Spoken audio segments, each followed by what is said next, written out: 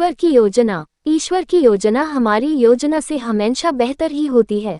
Life में कभी कभी ऐसा होता है कि हमें जो चाहिए, जिसका हम बहुत समय से इंतजार कर रहे होते हैं, वो हमें मिल तो जाता है, लेकिन कुछ ही पल में हमसे वो वापस भी चला जाता है। ऐसी स्थिति में हम ईश्वर को कोसने लगते हैं। हम ईश्वर से कहने लगते हैं कि आपने मेरे साथ ऐसा क्यों किया। कुछ समय के लिए हमारा भरोसा ईश्वर पर से उठ जाता है, किंतु कुछ समय के बाद हमें ये एहसास हो जाता है कि जो हुआ वो हमारे लिए अच्छा ही था। ईश्वर की योजना हमसे अच्छी होती है। हमें ये बात समझनी चाहिए कि जो हमारे हाथ से चला गया वो हमारे लिए अच्छा ही नहीं था। ईश्वर ने जो कुछ भी किया वो सोच समझकर ही किया होगा। एक छोटा सा 2 साल का बच्चा खेल रहा था। खेलते खेलते उसके हाथ में चूहे मारने की दवाई आ जाती है।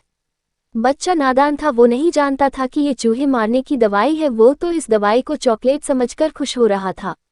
वो इसे खाने ही वाला था कि उसकी माँ का ध्यान उस पे गया। माँ ने तुरंत बच्चे के हाथ में से वो चूहे मारने की दवाई छीन ली।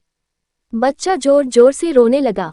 बच्चे के रोने के बावजूद भी माँ ने उसकी एक नहीं सुनी और वो दवाई उसने कहीं पे छिपा दी, क्योंकि बच्चा नहीं जानता था कि ये चॉकलेट नहीं चूहे मारने की दवाई है। पर माँ तो जानती थी कि ये चूहे मारने की दवाई है और ये मेरे बेटे के लिए सही नहीं है।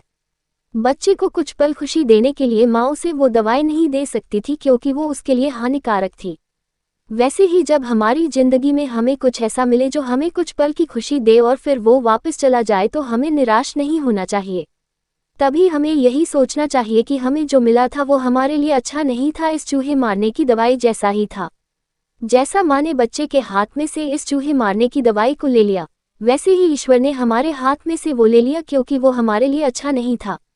कभी कभी हमें सही और गलत का फर्क इस नादान बच्चे की तरह पता नहीं चलता है, पर जैसे माँ को तो पता था वैसे ईश्वर को सब पता होता है। इसलिए हमें ईश्वर की योजना पर भरोसा रख के हमारे साथ जो हुआ वही हमारे लिए बेहतर था, ऐसा सोचना चाहिए। मूर्ख मेढक। ये कहानी है एक मूर्ख मेढक की। इस कहानी से हम ये बताने वाले हैं कि हमारी लाइफ में सिर्फ सही डिसीजन लेना ही काफ़ी नहीं होता है, बल्कि हम ये डिसीजन किस वक्त पर लेते हैं ये भी महत्वपूर्ण होता है। एक दिन एक किसान पेड़ के नीचे पानी गर्म कर रहा था।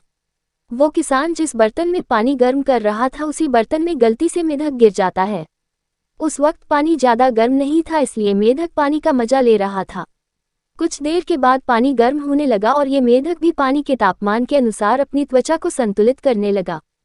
जैसे जैसे पानी का तापमान बढ़ता गया, ये मूर्ख मेढक भी अपने आप को उस पानी में रहने के लिए एडजस्ट करता रहा। कुछ देर के बाद पानी ज़्यादा मात्रा में गर्म हो गया और ये मेढक के लिए उस पानी में रहना मुश्किल हो गया। अब मेढक ने सोचा कि वो इस पानी से बाहर निकल जाएगा। मेढक ने उस गर्म पानी से बाहर निकलने के लिए छलांग लगाई, पर वो वापस उसी बर्तन में गिर गया। मेढक ने दूसरी बार भी प्रयत्न किया, फिर भी वो बाहर नहीं निकल पाया। बहुत बार प्रयत्न करने के बाद भी वो मेढक वापस उसी बर्तन में गिर जाता था।